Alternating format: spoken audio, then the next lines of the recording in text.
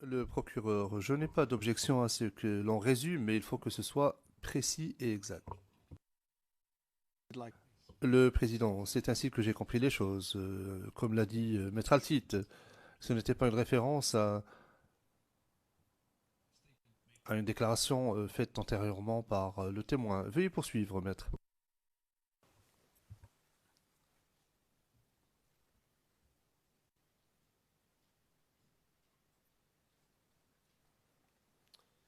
Alors, pour continuer sur cette ligne, vous nous avez parlé d'attaques lancées depuis Abobo. C'est ça. Oui, Vous nous avez parlé du commando invisible. oui. Cela va peut-être vous sembler un peu répétitif, mais vous voyez, parfois il y a des doutes. Donc, autant préciser les choses une bonne fois pour toutes. Où était-il basé ce commando invisible? Ils étaient basés dans la commune d'Abobo. D'accord. Qui faisait partie de ce commando invisible? Je ne peux pas les connaître. La seule personne que nous connaissons tous, c'est leur responsable, Naturellement. Ibrahima Koulibaly Ibé. Parfait. Les membres du commando invisible, c'était des gens qui venaient d'où ou qui faisaient quoi? Maître, je ne sais pas d'où ils venaient. Je ne peux pas répondre à ça. Parce que je ne les connais même pas. Ils étaient à Bobo depuis longtemps? Oui, quand on a commencé à suivre les. Je crois qu'ils étaient à Bobo après les élections, je crois. Je crois qu'on a commencé à suivre les attaques venant d'eux à Bobo après les élections, je crois bien. Sinon, avant ça, peut-être ils étaient là longtemps, mais je ne sais pas. Mais moi, personnellement, je pense que c'est après les élections que j'ai entendu parler des commandos invisibles. Ils étaient armés? Oui, mais ceux qu'on appelle les commandos, pour nous, là, c'est ceux qui sont armés. Ils avaient des armes lourdes? Vous savez ce que c'est des armes lourdes? Oui, je sais ce que c'est les armes lourdes, mais je ne pourrais pas répondre. Je sais qu'ils étaient armés, puissamment armés, puisque, en fin de compte, ils ont pris le dessus contre le FDS qui venait à Bobo. On pouvait les reconnaître d'une manière quelconque, les membres du commando invisible? Les, les reconnaître comment? Dans les images ou bien? Par leur apparence. Oui. Comment? Qu'est-ce que vous voulez dire? Ça dit que. Expliquez, définissez bien ce que vous voulez dire. Est-ce qu'ils avaient des signes distinctifs? Est-ce qu'ils portaient des choses particulières qui pouvaient vous faire dire, ou à ceux qui les voyaient, ah, ça c'est un membre du commando invisible? Maître, non, moi, je sais, c'est pas possible. Moi, je ne sais pas. Je sais qu'on on entendait parler des commandos invisibles. Il existait des commandos invisibles à Bobo qui a déstabilisé les FDS sur Abobo et qui venaient attaquer la télévision. C'était les gens de IBE qu'on les appelait les commandos invisibles. Mais je ne peux pas savoir comment ils sont. Ça, je ne peux pas savoir. Je ne peux pas savoir. Qui a déstabilisé les FDS, vous venez de dire. C'est-à-dire, qu'est-ce que vous entendez par ça? Je vais, je vais dire qu'en fin de compte, c'est eux qui commandaient à Bobo, ils avaient pris au-dessus. Les gens de FDS ne géraient plus à Bobo parce que c'est eux qui. Chaque fois que il y a eu plusieurs fois que les camions, les cargos de FDS qui partaient à Bobo ont été bombardés. Alors, vous nous dites, un, qu'il commandait à Bobo. C'est ça? Oui, c'est ce qu'il a dit. Donc le commando invisible, donc son chef IB, si je comprends bien, Oui, dirigeait à Bobo. C'est bien ça? oui, oui, c'est ce qu'il a dit.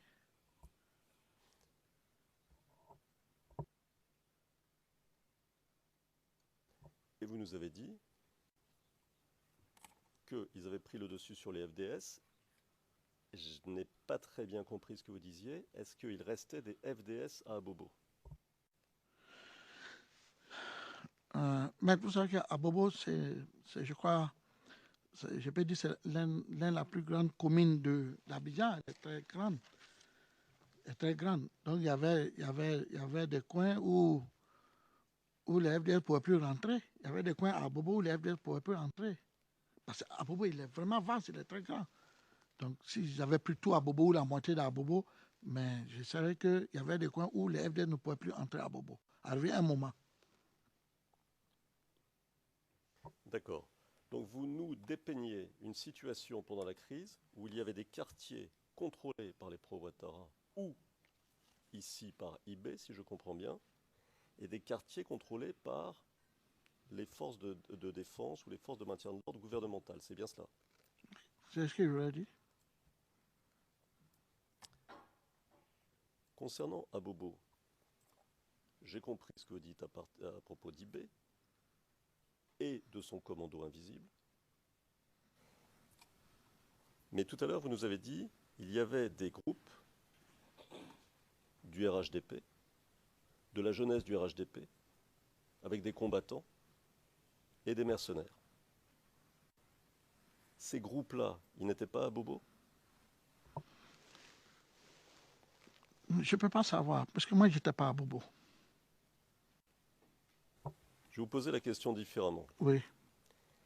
Est-ce que, d'après vous, d'après ce que vous avez entendu, ou vu peut-être à la télévision, ou entendu de personnes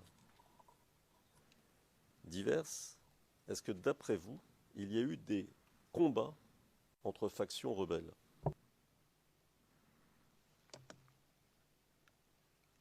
À quelle période? Pendant la crise, à Abidjan en général et à Abobo en particulier.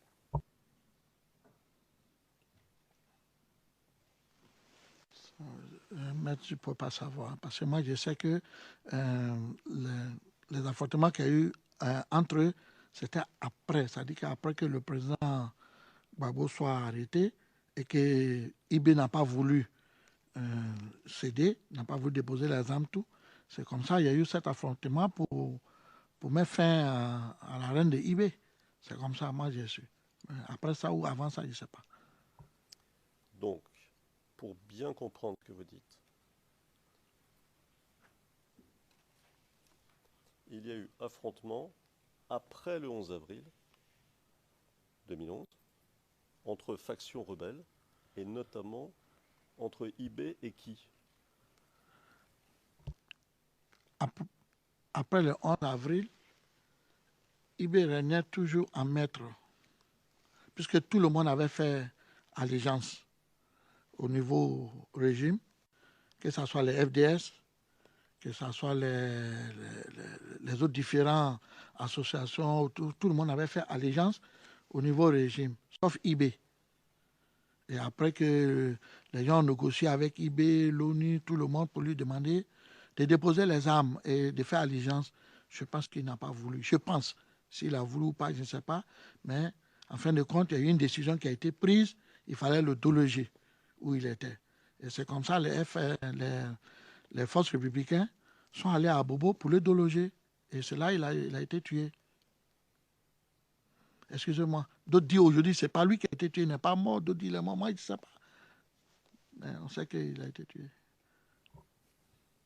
Et qui l'a tué? Maître, je ne peux pas vous répondre. Je n'étais pas sur le champ de guerre. Je ne peux pas savoir qui l'a tué. Je ne peux pas savoir ça. Mais il y a eu un affrontement sans le déloger. Qui l'a tué, je ne sais pas. Je n'étais pas là-bas. Il y a eu beaucoup de morts lors de cet affrontement?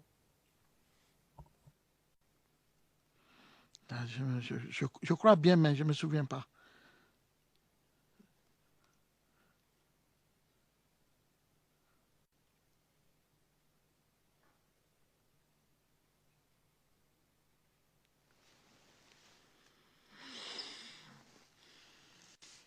Vous nous avez dit, il y a quelques instants, que les cargos, ce que vous entendez par les cargos, Ce sont les...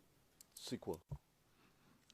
Je veux dire, quand on dit, c'est les pick-up, les camions de 22 places, là, les bâchers 22 places qui transportent les forces de défense et de sécurité.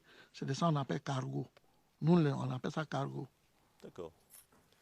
Donc les camions militaires de l'armée gouvernementale étaient la cible de tirs, si j'ai bien compris ce que vous avez dit il y a quelques instants, de tirs de la part de rebelles. Est-ce que c'est bien cela que vous avez dit? Oui, c'est ce que j'ai dit. Est-ce que vous pouvez nous dire si c'était des tirs à l'arme automatique ou à l'arme lourde? Je ne sais pas, je n'étais pas là-bas. Mais vous nous avez dit, si mes souvenirs sont bons, qu'ils avaient des armes lourdes, les rebelles. Donc ça aurait pu être à l'arme lourde. Oui, j'ai dit ça, mais je n'étais pas là-bas. Je ne sais pas si c'était, mais je n'étais pas là-bas.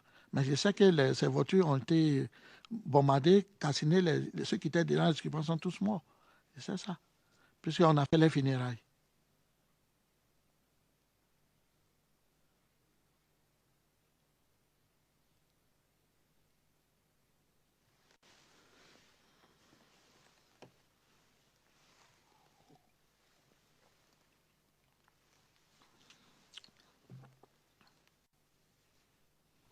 Alors, nous avons une pièce à montrer aux témoins, dont je donne le numéro. CIV-D15-0004-1161. 1161. Le timecode de la minute 39,52 à la minute 41. C'est ça? Et ça dure 21 secondes. Ah, 40, ça dure? Ah, pardon. Le timecode, je reprends. Le timecode 39,52 à 41,21.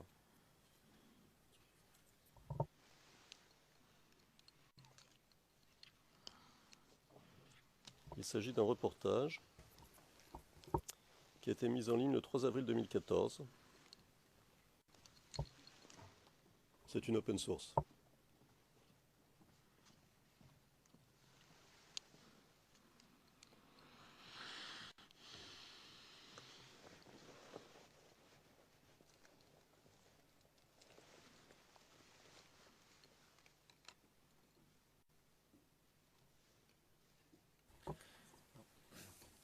Prosecution makes an objection, Your Honor, to this piece of... Monsieur MacDonald, l'accusation soulève une objection par rapport à cet élément de preuve, Monsieur le Président, et nous pourrions en discuter, mais je souhaiterais que ce soit en l'absence du témoin,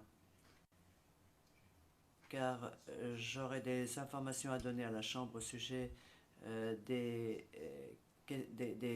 contenu de la vidéo et des questions qui pourraient être posées par rapport à ce contenu. Cela pourrait avoir une incidence sur la continuité de l'interrogatoire de ce témoin et je souhaiterais que nous en parlions hors la présence du témoin. Le Président, Monsieur l'huissier, pouvez-vous escorter le témoin hors de la salle?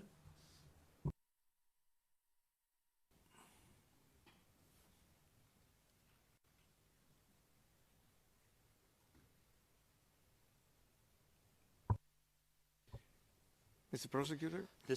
Le Président, Monsieur le Procureur, Monsieur MacDonald. Cette vidéo a été postée récemment sur Internet. Elle a été communiquée, le Président, par qui à qui? Monsieur MacDonald, par la défense à l'accusation. Elle a été téléchargée sur YouTube, si je ne m'abuse, très récemment, le 3 avril 2014. C'est une déposition après les faits par un individu. Le Président, après quoi? Monsieur MacDonald,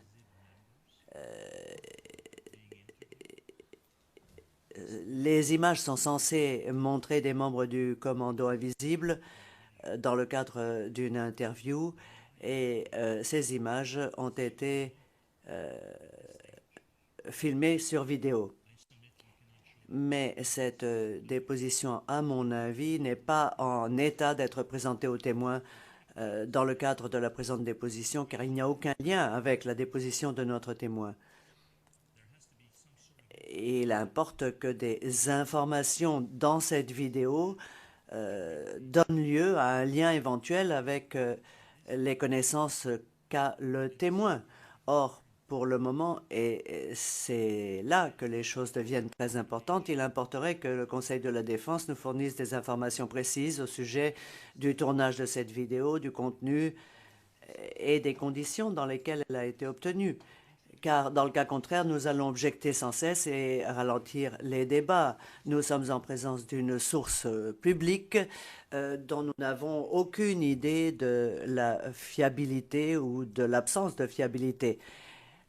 Les vidéos que nous avons vues jusqu'à présent étaient diffusées par la RTI. Elles avaient un lien avec le témoin, mais ici, où, comment, quoi, nous n'avons pas la moindre idée du lien éventuel avec le témoin. Vous le verrez, Monsieur le Président, c'est un reportage assez long, comme une série d'interviews de personnes qui pourraient très bien prétendre être autre chose que ce qu'elles sont réellement. Si la défense souhaite faire témoigner ces personnes, je n'aurai pas d'objection en fin de compte. Le Président, Maître Altit, je vous prie. Bon, si je comprends bien, la défense doit tout faire, mais c'est une remarque, hein, je vais répondre plus précisément, mais c'est une remarque. Mais l'accusation est censée enquêter à charge et à décharge aussi. Manifestement, l'accusation sait de ce dont il s'agit. Ils viennent de nous donner des éléments. Pourquoi n'ont-ils pas eux aussi cherché dans l'intérêt de la justice? Ce serait intéressant. Plutôt que d'ignorer ce qu'on propose, ce qu'on donne, ce qu'on montre. Nous n'avons pas les moyens de l'accusation. L'accusation a des moyens beaucoup plus importants et en plus elle a souvent la coopération des États. Donc, nous on cherche, bien sûr, on essaie de trouver qui fait quoi, qui a réalisé quel documentaire, mais vous pouvez le faire aussi, c'est pas interdit. C'est même un devoir, il me semble. Bon, ça c'était ma remarque. Maintenant, la question, est-ce que ça a un lien avec ce que dit le témoin? Ça a un lien direct, qu'en réalité, la personne qui est interrogée dans ce documentaire, qui se présente comme un chef du commando invisible, dit, et si vous m'y autorisez, Monsieur le Président, je cite, « Le combat du fameux carrefour d'Agrippa, c'était la cachette principale où les éléments se cachaient, les éléments, c'est-à-dire les éléments rebelles, se cachaient ici pour attendre les chars et les éléments pro-Gbagbo. » Et puis il ajoute, c'est ici que l'on faisait des victimes, plein de victimes. Donc c'est très important, puisqu'il nous donne une information cruciale, savoir où les guet-apens avaient lieu contre les forces de sécurité, d'où les rebelles tiraient contre les camions dont parlait le témoin. Il est donc très utile que l'on demande au témoin, s'il connaît la personne qui parle, si ce que la personne dit est crédible à ses yeux, et si le contenu de ce qui est dit, c'est-à-dire le lieu du guet-apens, c'est quelque chose qui était connu à l'époque, ou du moins connu par le témoin.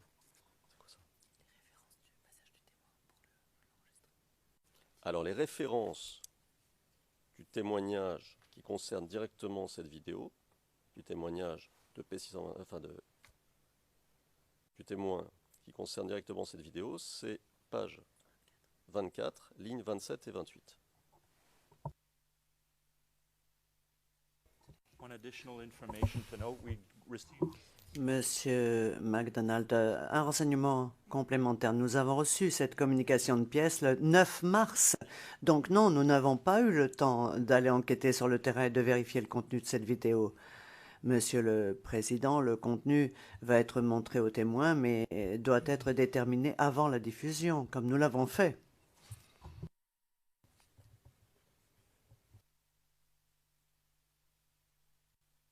Does the other parties want to intervene on this? Le président, les autres parties souhaitent-elles s'exprimer sur ce sujet?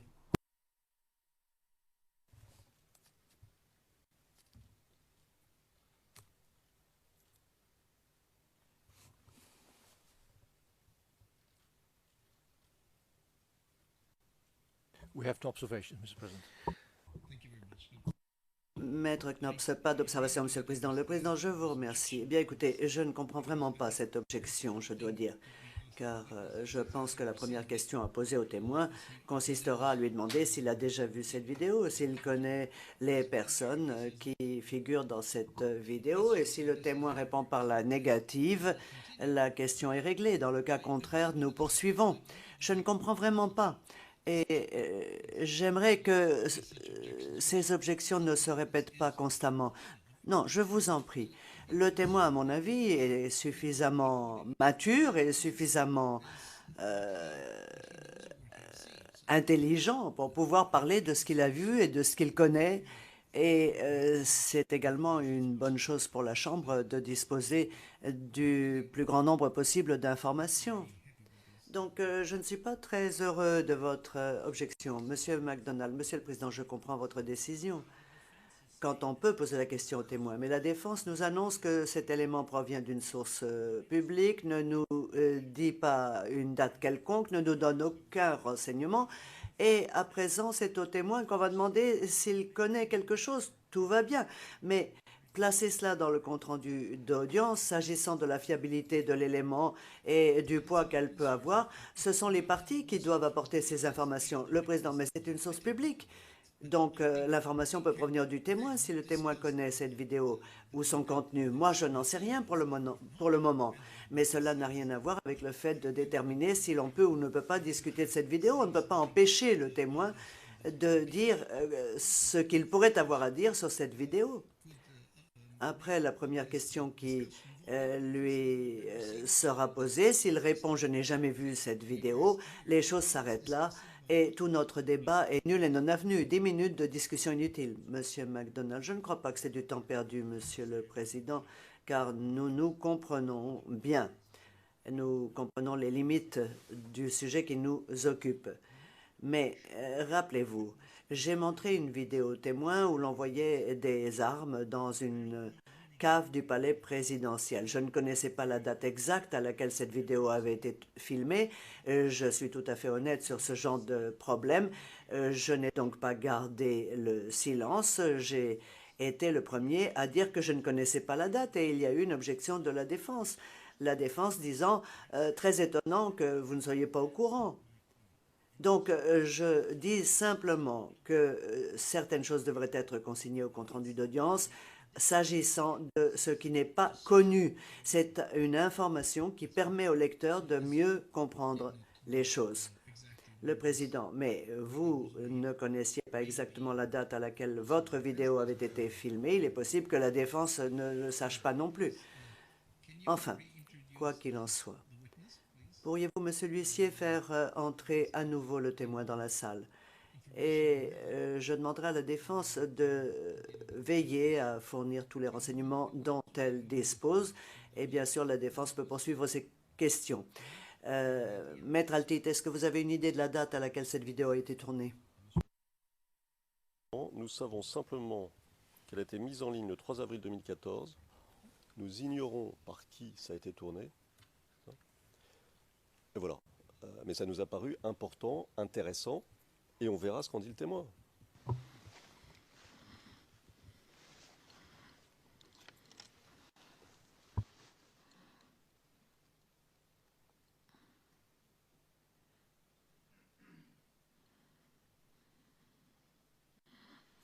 Monsieur le témoin, vous allez voir une vidéo, regardez-la et après je vous poserai des questions.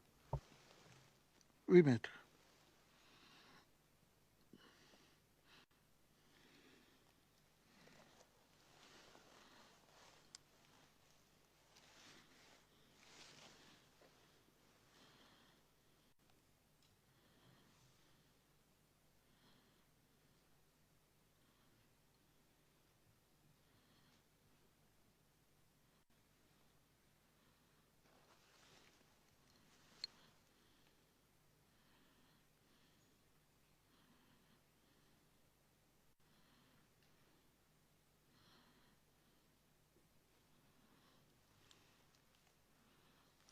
de son.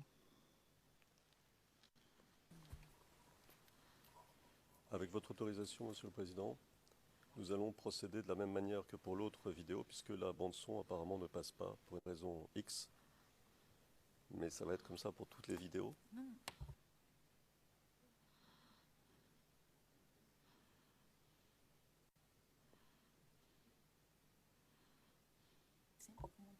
Alors, je m'adresse au greffe.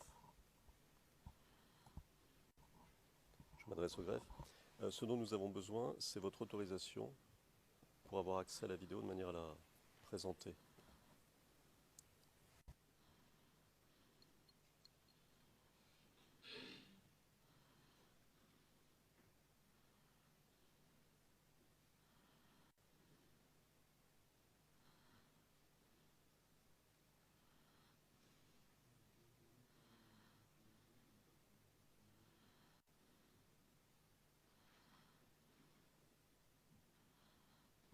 From which seat are you playing the video? Le greffier, depuis quel site vous voulez diffuser cette vidéo? Depuis le siège qui est situé derrière la gestionnaire du dossier. Elle a accès. You can play it on evidence. Le greffier, vous pouvez diffuser la vidéo sur Évidence 2, le pavé Évidence 2. I think it's on the other one. Okay, it's 37. Yeah? Okay. Okay, thank you. You're on evidence too? Le greffier, maître, vous pouvez utiliser donc le canal Évidence 2 et vérifier le volume. Combat du fameux carré. C'est bon.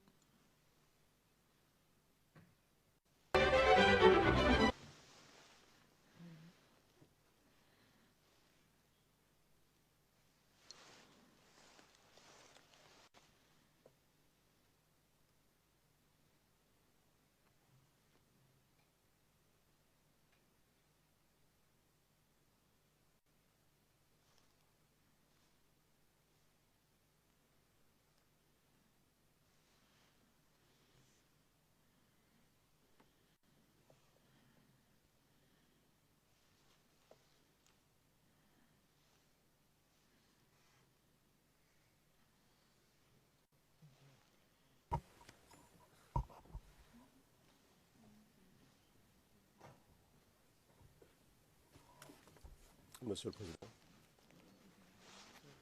Il semble qu'il y ait un problème technique. Écoutez, avec votre permission, j'aimerais bien avancer.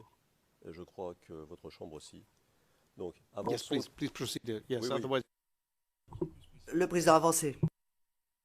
À ce moment-là, il y aura peut-être plusieurs vidéos à voir en même temps. Ok. Enfin, plus ou moins en même temps, on se comprend. Mais je préfère prévenir Okay. nos confrères.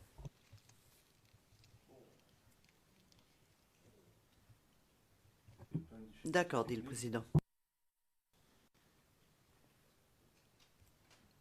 Alors, nous parlions d'Abobo, n'est-ce pas? Oui, maître. Sous le contrôle du commando invisible. D'après vous, quelle était la situation à Bobo pour la population à ce moment-là? Maître, je ne peux pas répondre. Je n'étais pas à Bobo, je ne peux pas répondre à cette question-là. Mais vous voyez, parfois vous êtes très précis, et parfois vous l'êtes un peu moins. Ce qu'on peut comprendre, Ça dépend, maître. ça dépend.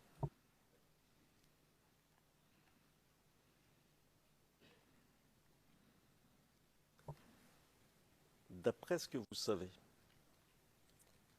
à quelles activités se livraient les membres du commando invisible?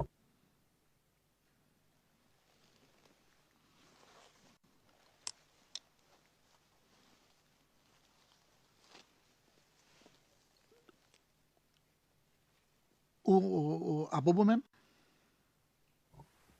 À Bobo même ou ailleurs?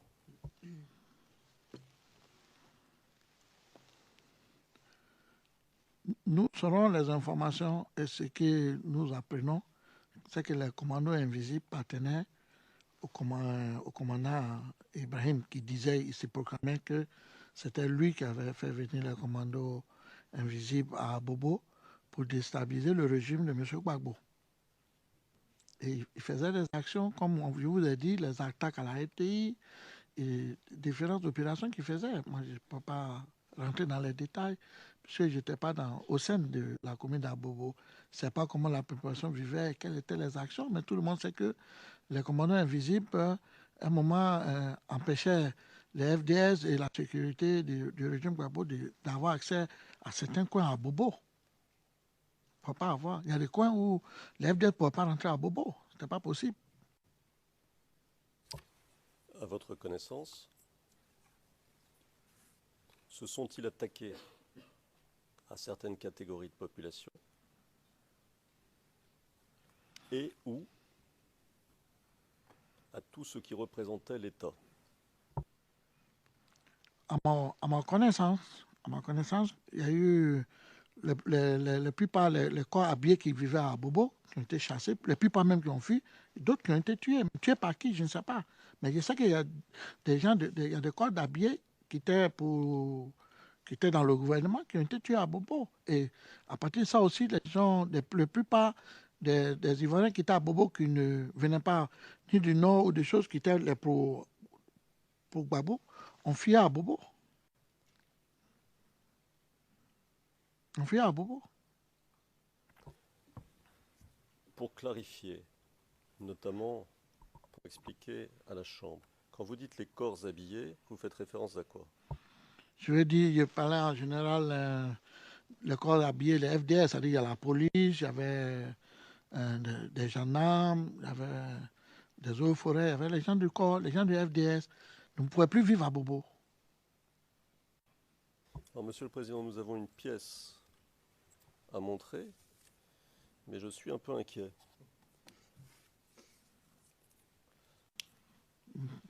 Alors, on peut peut-être essayer, mais la pièce est la suivante.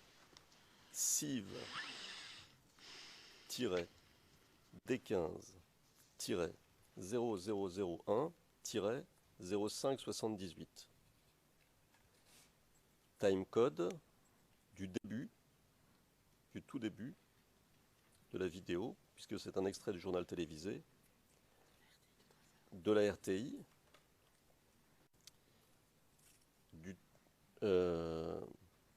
jusqu'à la seconde 52, du début à la seconde 52. Qu'est-ce qu'on fait? Le greffe essai? Alors, on me dit que nous pouvons le faire. On peut essayer?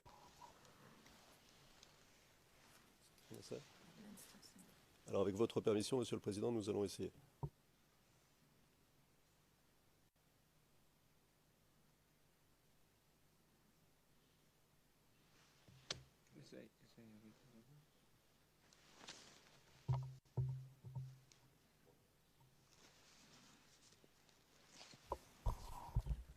Monsieur le Président, si vous permettez, je crois qu'il va falloir qu'on s'intéresse sérieusement à la question technique, peut-être avec le greffe, et même sûrement avec le greffe, et dans l'intervalle, ne serait-il pas bon de décréter la pause? Le Président, vous avez une demi-heure pour vous occuper de ce problème, de ces problèmes.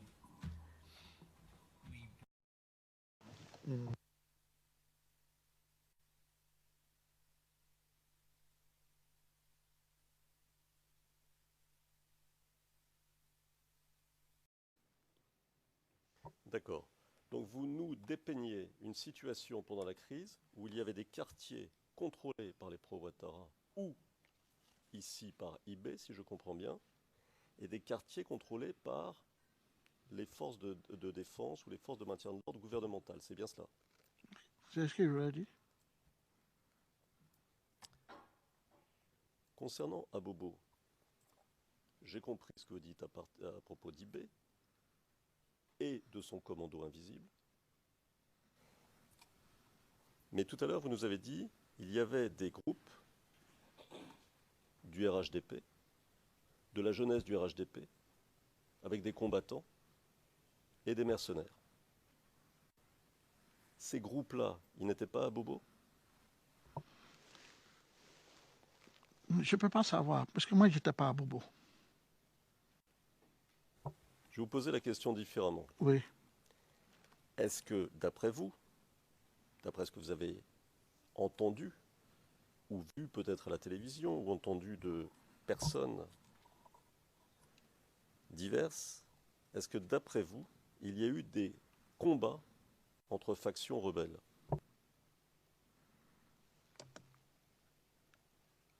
À quelle période?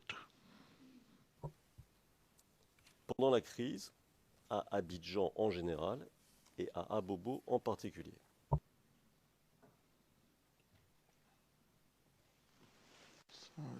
Mais je ne peux pas savoir, parce que moi, je sais que les affrontements qu'il y a eu entre eux, c'était après, c'est-à-dire qu'après que le président Gbagbo soit arrêté et que IB n'a pas voulu céder, n'a pas voulu déposer les armes, tout. C'est comme ça, il y a eu cet affrontement pour mettre fin à la reine de IB. C'est comme ça, moi, j'ai su. Après ça ou avant ça, je ne sais pas. Donc, pour bien comprendre ce que vous dites, il y a eu affrontement après le 11 avril 2011 entre factions rebelles et notamment entre IB et qui? Après le 11 avril, IB régnait toujours en maître, puisque tout le monde avait fait allégeance au niveau régime, que ce soit les FDS, que ce soit les autres différentes associations, tout le monde avait fait allégeance au niveau régime, sauf IB. Et après que les gens ont négocié avec IB, l'ONU, tout le monde pour lui demander de déposer les armes et de faire allégeance, je pense qu'il n'a pas voulu. Je pense. S'il a voulu ou pas, je ne sais pas. Mais en fin de compte, il y a eu une décision qui a été prise. Il fallait le déloger où il était. Et c'est comme ça les forces républicaines sont allées à Bobo pour le déloger. Et c'est là qu'il a été tué. Excusez-moi. D'autres disent aujourd'hui, ce n'est pas lui qui a été tué, il n'est pas mort. D'autres disent, il est mort. Moi, je ne sais pas. Mais on sait qu'il a été tué. Et qui l'a tué? Maître, je ne peux pas vous répondre. Je n'étais pas sur le champ de guerre. Je ne peux pas savoir qui l'a tué. Je ne peux pas savoir ça. Mais il y a eu un affrontement sans le déloger. Qui l'a tué, je ne sais pas. Je n'étais pas là-bas. Il y a eu beaucoup de morts lors de cet affrontement? Je crois bien, mais je ne me souviens pas.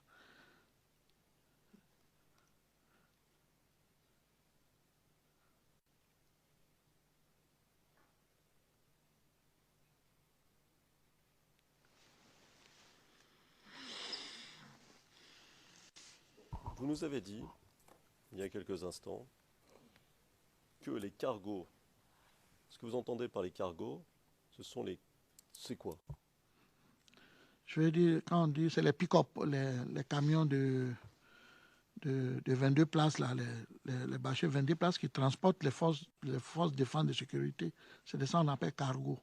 Nous, on appelle ça cargo. D'accord. Donc les camions militaires de l'armée gouvernementale étaient la cible de tirs, si j'ai bien compris ce que vous avez dit il y a quelques instants, de tirs de la part de rebelles. Est-ce que c'est bien cela que vous avez dit? Oui, c'est ce que j'ai dit. Est-ce que vous pouvez nous dire si c'était des tirs à l'arme automatique ou à l'arme lourde? Je ne sais pas, je n'étais pas là-bas.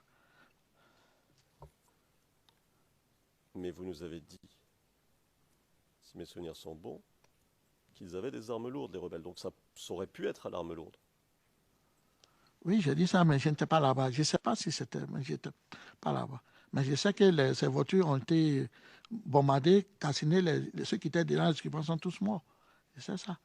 Puisqu'on a fait les funérailles.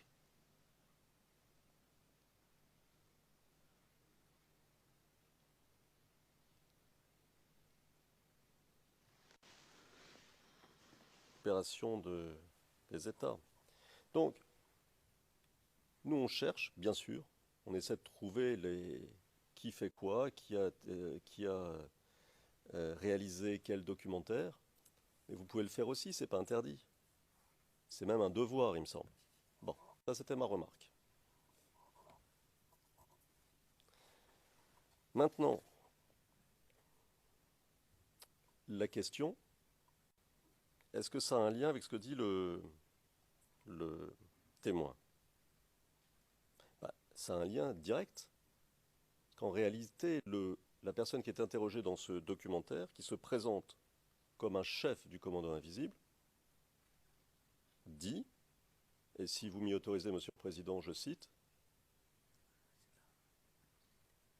« Le combat du fameux carrefour d'Agrippa, c'était la cachette principale où les éléments se cachaient, les éléments, c'est-à-dire les éléments rebelles, se cachaient ici pour attendre les chars et les éléments pro-Gbagbo.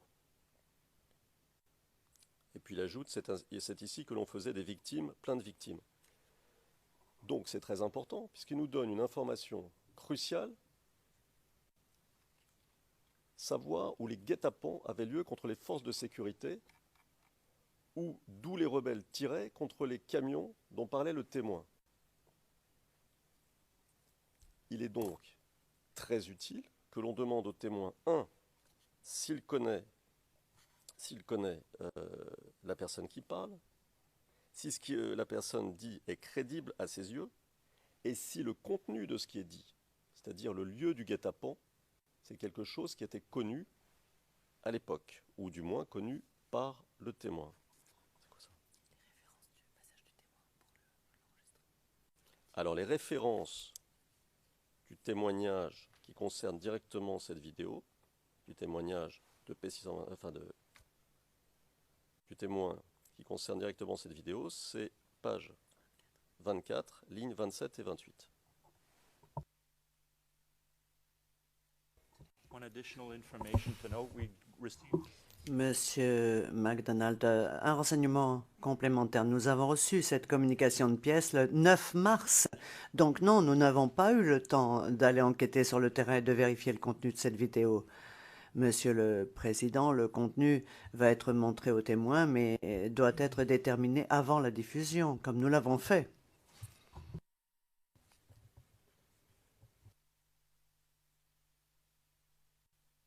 Do the other parties want to intervene on this? Le Président, les autres parties souhaitent-elles s'exprimer sur ce sujet?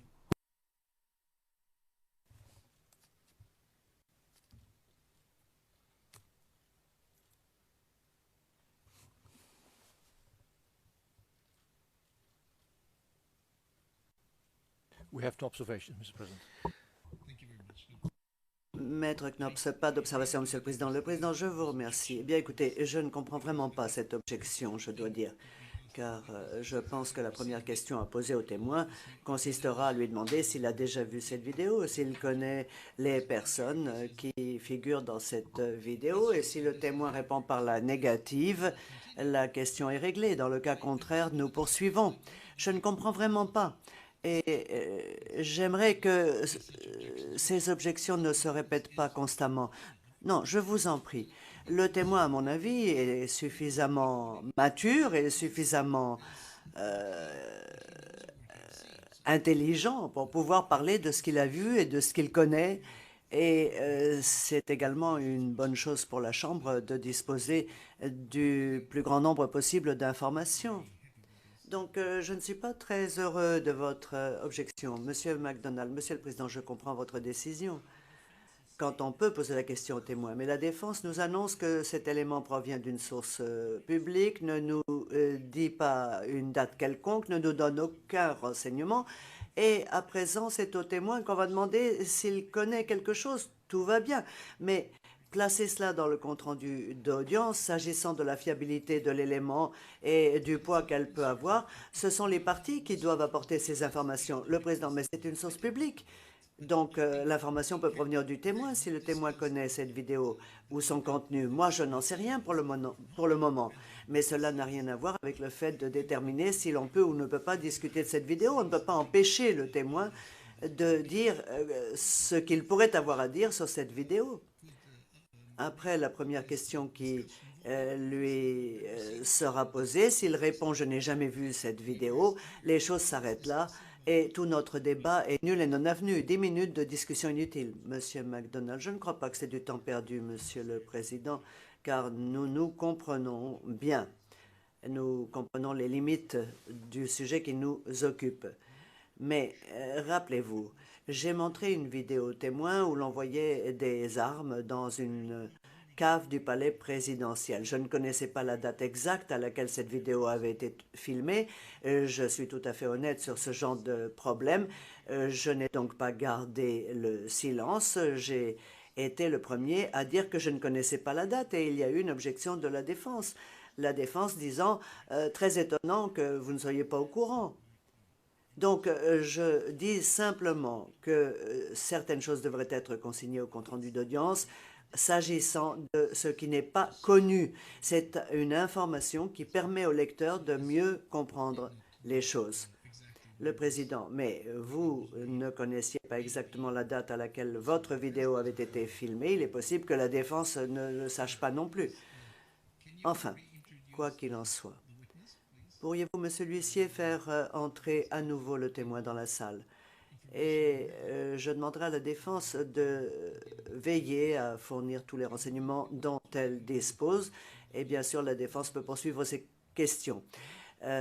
Maître Altit, est-ce que vous avez une idée de la date à laquelle cette vidéo a été tournée? Nous savons simplement qu'elle a été mise en ligne le 3 avril 2014. Nous ignorons par qui ça a été tourné. Et voilà. Mais ça nous a paru important, intéressant, et on verra ce qu'en dit le témoin.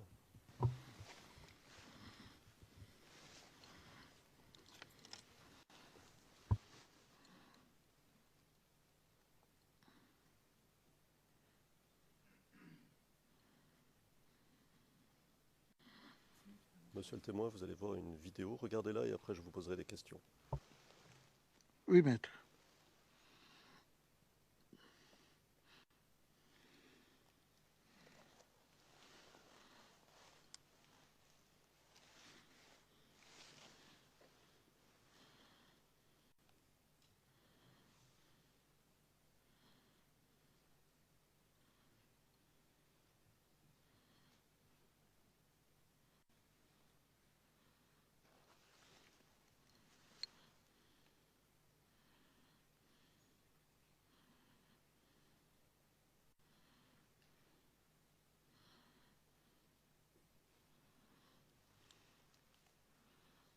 Pas de son.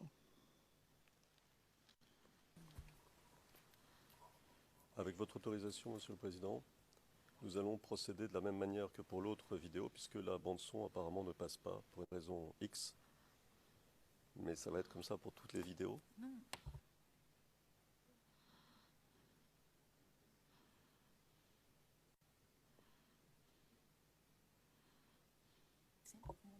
Alors, je m'adresse au greffe. Ce dont nous avons besoin, c'est votre autorisation pour avoir accès à la vidéo de manière à la présenter.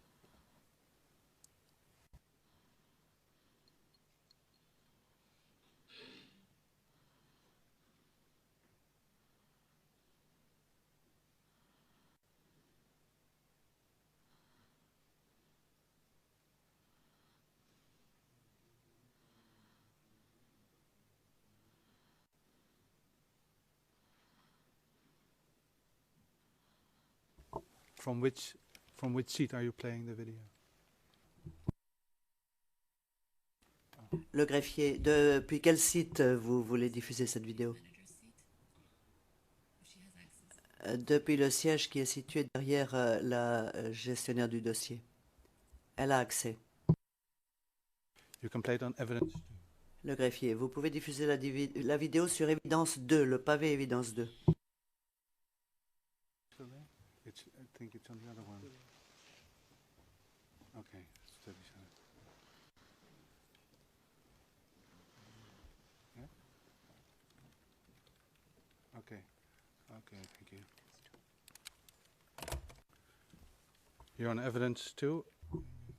Le greffier, maître, vous pouvez utiliser donc le canal Évidence 2 et vérifier le volume.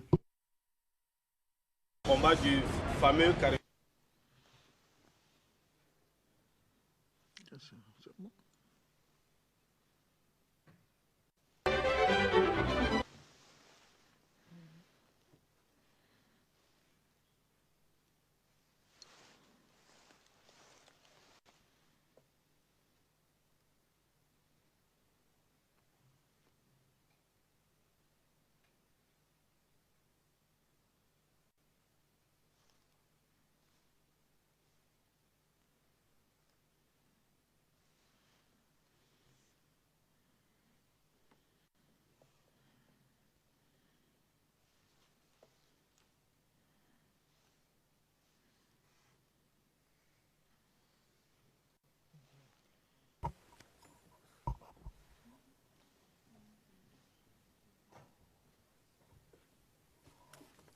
Monsieur le Président.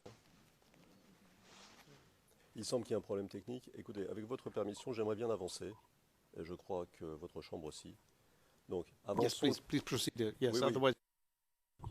Le président avancé. À ce moment-là, il y aura peut-être plusieurs vidéos à voir en même temps. Ok. Enfin, plus ou moins en même temps, on se comprend. Mais je préfère prévenir. Le procureur, je n'ai pas d'objection à ce que l'on résume, mais il faut que ce soit précis et exact. Like, Le président, c'est ainsi que j'ai compris les choses. Comme l'a dit Maître Altit, ce n'était pas une référence à une déclaration faite antérieurement par le témoin. Veuillez poursuivre, maître.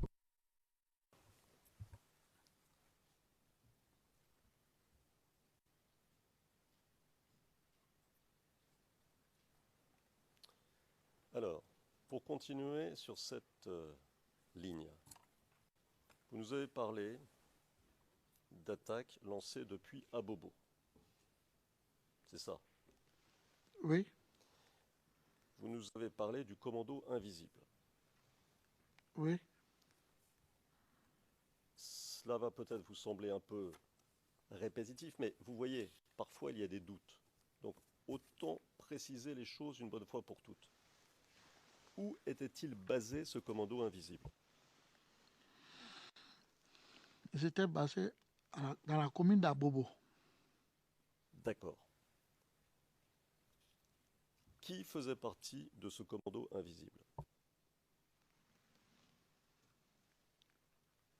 Je ne peux pas les connaître. La seule personne que nous connaissons tous, c'est leur responsable, Naturellement. Ibrahima Koulibaly Ibé. Parfait. Les membres du commando invisible, c'était des gens qui venaient d'où ou qui faisaient quoi?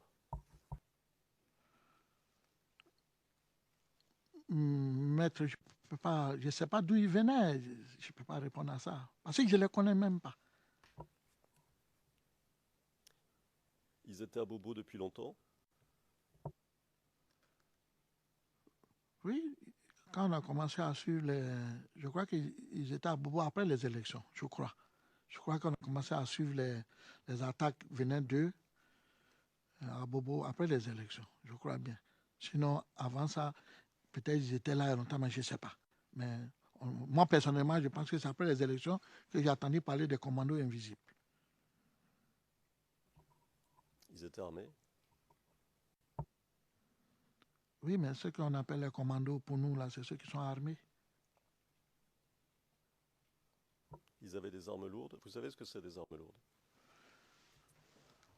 Oui, je sais ce que c'est les armes lourdes, mais je ne pourrais pas répondre. Je sais qu'ils étaient armés, puissamment armés, puisque en fin de compte, ils ont pris le dessus contre les FDS qui venaient à Bobo. On pouvait les reconnaître d'une manière quelconque, les membres du commando invisible? Les reconnaître comment? Dans les images ou bien? Par leur apparence. Oui.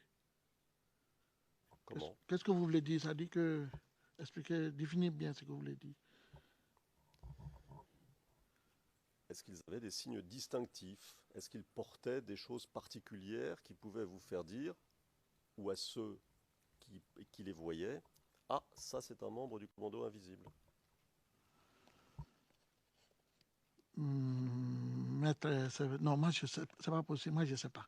Je sais qu'on entendait parler des commandos invisibles. Il existait des commandos invisibles à Bobo qui a déstabilisé les FDS sur Abobo et qui venaient attaquer la télévision. C'était les gens de eBay qu'on les appelait les commandos invisibles. Mais je ne peux pas savoir comment ils sont. Ça, je ne peux pas savoir. Je ne peux pas savoir. Qui a déstabilisé les FDS, vous venez de le dire. C'est-à-dire, qu'est-ce que vous entendez par ça? Je vais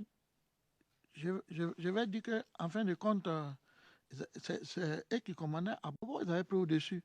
Les gens de FDS ne géraient plus à Bobo parce que c'est eux qui. Chaque fois il y a eu plusieurs fois que les camions, les cargos de FDS qui partaient à Bobo ont été bombardés. Alors, vous nous dites, qu'il commandait à Bobo. C'est ça?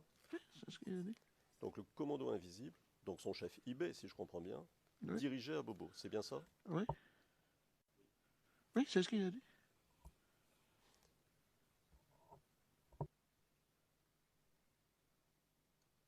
Et vous nous avez dit qu'ils avaient pris le dessus sur les FDS. Je n'ai pas très bien compris ce que vous disiez. Est-ce qu'il restait des FDS à Bobo? Mais vous savez qu'à Bobo, je crois, je peux dire, c'est l'un la plus grande commune d'Abidjan. Elle est très grande. Elle est très grande. Donc il y avait des coins où les FDS ne pouvaient plus rentrer. Il y avait des coins à Bobo où les FDS ne pouvaient plus rentrer. Parce qu'à Bobo, il est vraiment vaste, il est très grand. Donc si j'avais pris tout à Bobo ou la moitié d'à Bobo, mais je savais qu'il y avait des coins où les FDS ne pouvaient plus entrer à Bobo. Arrivé un moment.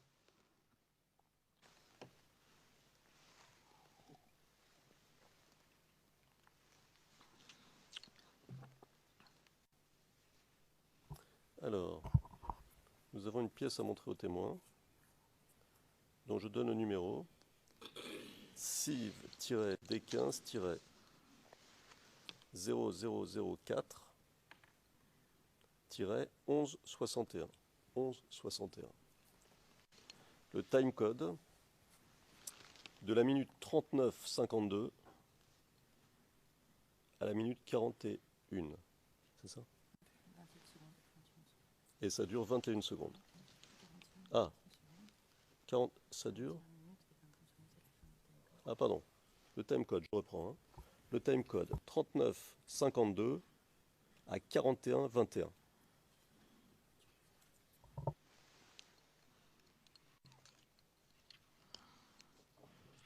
Il s'agit d'un reportage qui a été mis en ligne le 3 avril 2014. C'est une open source.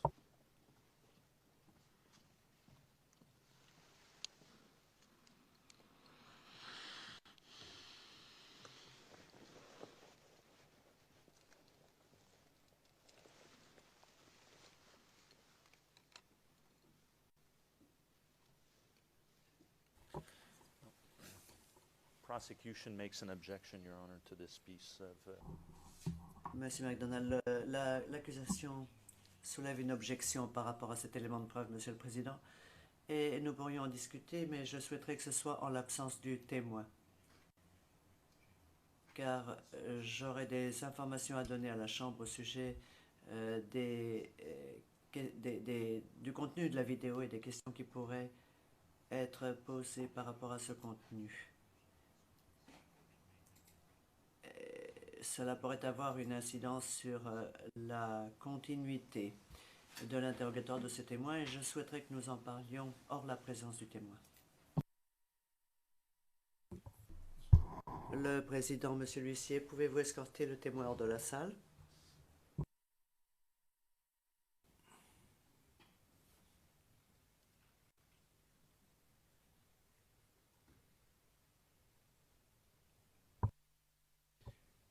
Mr. Prosecutor? This is a... Le président, monsieur le procureur, monsieur MacDonald. Cette vidéo a été postée récemment sur Internet. Elle a été communiquée, le président Parky a acquis M. McDonald par la défense à l'accusation. Elle a été téléchargée sur YouTube, si je ne m'abuse, très récemment, le 3 avril 2014. C'est une déposition après les faits par un individu. Le président, après quoi? M. McDonald,